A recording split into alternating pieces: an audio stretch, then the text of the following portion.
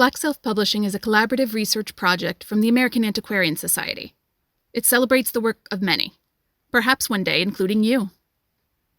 This prototype site is intended to provide a common gathering place for additional evidence regarding the printing and distribution of early Black authors' words in print. The core of the site is the list.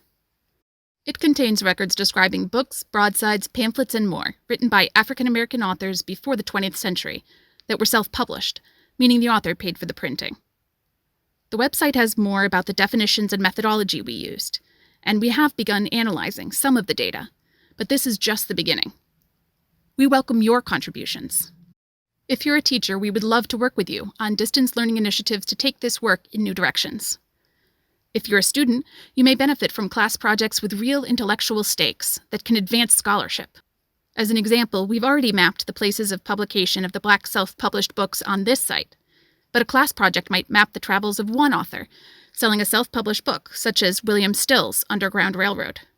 If you're a community activist, you may be interested in the long history of African Americans' use of media. If you're a scholar, we would love to include your work in this project to expand its reach. More information remains to be gleaned from newspaper advertisements, authors' letters, city directories, copyright records, and more. The best example of such evidence featured on the site is a printing receipt for Reverend Offley's narrative.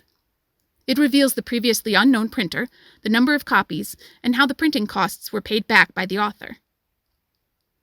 Gathering such information for many more books will help us answer important questions about who printed, bought, read, and made money off of Black books in early America.